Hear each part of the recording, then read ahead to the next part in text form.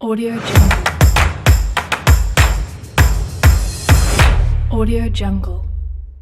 Ya Allah, ternyata di Indonesia negara yang penuh dengan kesantunan, kesopanan, banyak cerita bahwa anak membuang orang tuanya, menelantarkan orang tuanya, dan berpisah jotak dengan orang tuanya. Ada kisah dari orang tua Magelang. Dia dibawa oleh 3 anaknya, tua-tua anaknya, ke panti jompo di Malang. Kemudian secara faktual ada berita acara penyerahan orang tua ke panti jompo. Padahal anaknya ya mampu, tapi dia membuang orang tuanya. Ada di Papua pada tahun 2024, orang tua ditinggal ke Jawa, jadi sendirian di sana karena sakit, ditinggal. Kemudian ada lagi, ya banyaklah kisah-kisah itu. Rasanya pendidikan di sekolah tentang dongeng anak durhaka seperti Batu Menangis, Si Upi, kemudian kisah-kisah durhaka yang lain tidak digubris oleh anak-anak itu. Sebenarnya apa sih penyebab anak menelantarkan orang tua? Anak tega meninggalkan orang tua, bahkan tanda petik sudah tidak menganggap orang tua lagi, bahkan dianggap meninggal. Apa penyebabnya? Penyebabnya yang pertama itu faktor ekonomi dan finansial. Rata-rata alasan anak membuang orang tua karena sudah tidak kuat dalam sisi ekonomi dan finansial. Jadi mereka merasa kesulitan finansial dan anak merasa tidak mampu merawat orang tua, terutama jika orang tua itu sakit-sakitan, bahkan butuh biaya besar. Nah, selanjutnya ketidakstabilan ekonomi anak. Ini ngeri ya, akibat PHK, utang, atau tanggungan keluarga sendiri yang bisa membuat mereka menghindar dari tanggung jawab.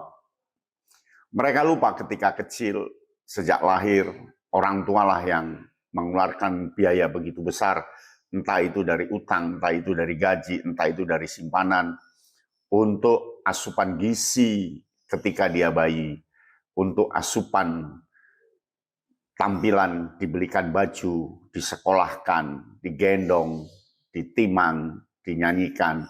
Tetapi begitu besar, itu lupa semuanya dan seolah bukan tanggung jawab dia untuk merawat orang tua. Padahal kalau memang nyata-nyata menelantarkan orang tua, hukumannya 7 tahun penjara. Itu ada di KUHP, menelantarkan. Nah, faktor kedua adalah dendam masa lalu dan trauma. Kekerasan fisik, emosional di masa kecil yang dialami oleh anak loh ya, dari orang tua, itu bisa membuat anak menyimpan kebencian dan enggan merawat orang tua. Akibat pengalaman yang tidak pernah dilupakan, disakiti oleh orang tua, maka orang tua janganlah menyakiti anak-anaknya, karena ketika besar kelak dia akan teringat terus dan akan balas dendam. Berikutnya adalah orang tua yang dulu abusif, pemabuk, tidak bertanggung jawab, bisa membuat anak merasa ini balasan. Jadi dia membalas kelakuan orang tua dulu. Selanjutnya adalah favoritisme orang tua. Misalnya lebih sayang ke anak lain, tidak sayang ke anak satunya. Ini bisa memicu keengganan untuk merawat di masa tua. Nah, yang ketiga, aspek penyebabnya adalah egoisme dan perubahan nilai sosial. Individualisme modern itu memang bagus, tapi ya membuat sebagian orang mementingkan diri sendiri daripada keluarga.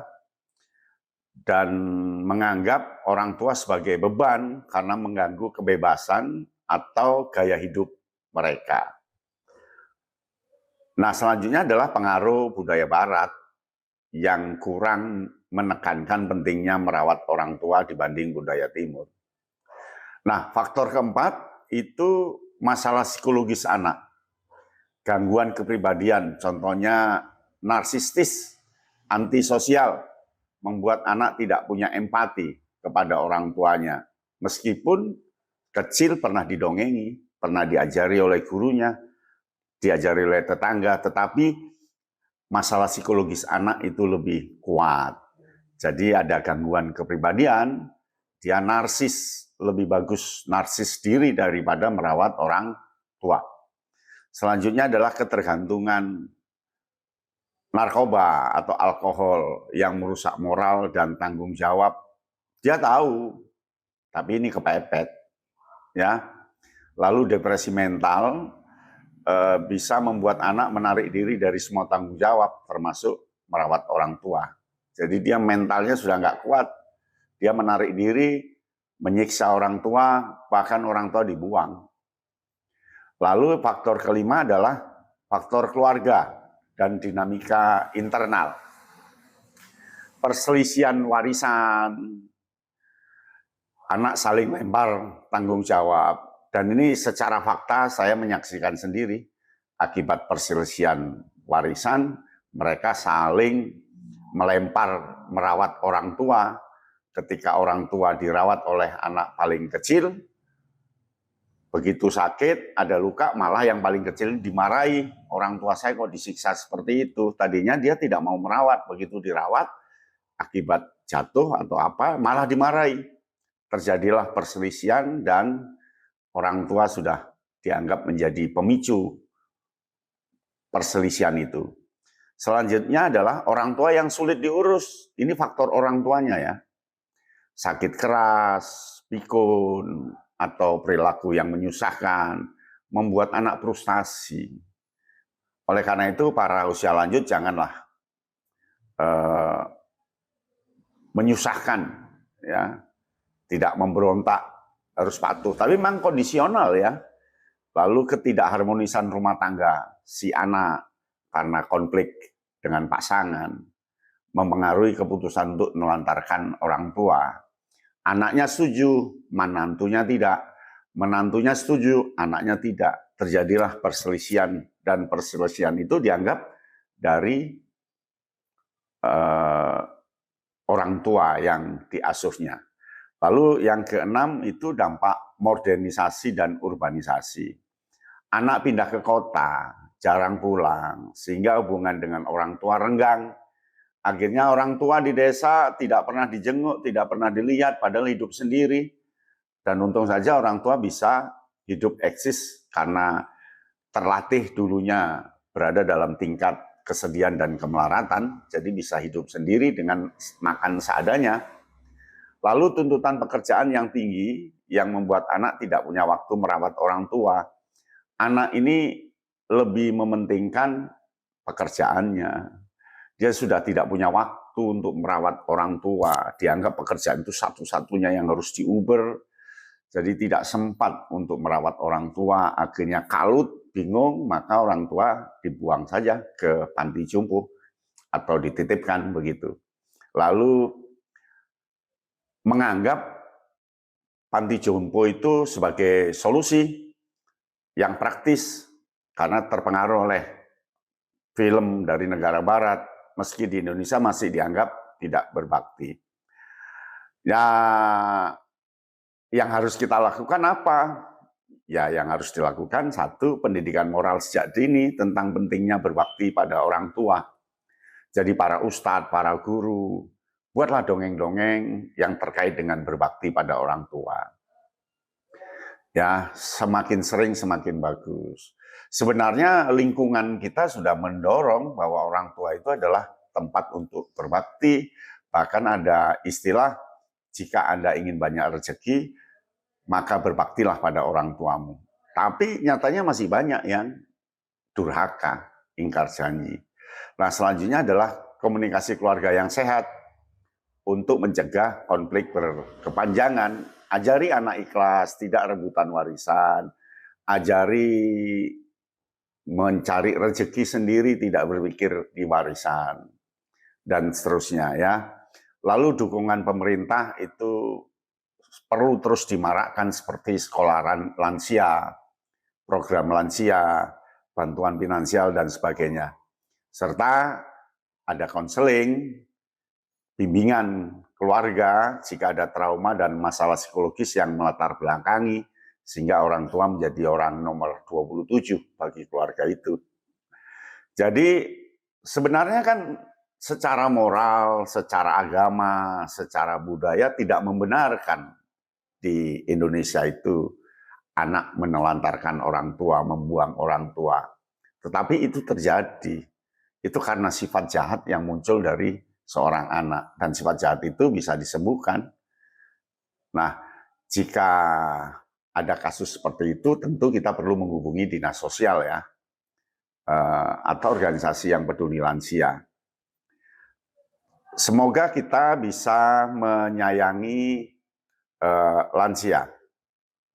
Dampak penelantaran orang tua itu ada loh, dampak fisik. Penelantaran dapat menyebabkan orang tua mengalami kekurangan nutrisi, masalah kesehatan, dan penurunan kualitas hidup secara signifikan. Makanya pikirlah, ya, dipikir. Atau memang sudah tega. Nah, sebab kalau sudah ditelantarkan, dibuang, orang tua akan drop itu secara fisik karena nutrisinya mungkin kurang. Perhatian lingkungannya juga kurang ya. Selanjutnya dampak mental. Penelantaran itu dapat menyebabkan orang tua mengalami depresi, cemas, isolasi sosial, dan tentu kesehatan mental orang tua akan terganggu. Coba aja, kalau nggak percaya, lihat orang-orang yang sudah ditelantarkan. Pasti secara mentalnya terganggu. Nah, yang ketiga, dampak hukum. Penelantaran orang tua itu dapat menjadi pelanggaran hukum loh, hati-hati. Dengan ancaman hukuman penjara, terutama jika orang tua mengalami cedera dan kematian akibat penelantaran. Ya, itulah kisah-kisah bagaimana anak durhaka pada orang tua. Semoga semakin tahun semakin hilang tradisi membuang orang tua. Demikian, salam Kak Yana Bintang. Audio Jungle. Audio Jungle.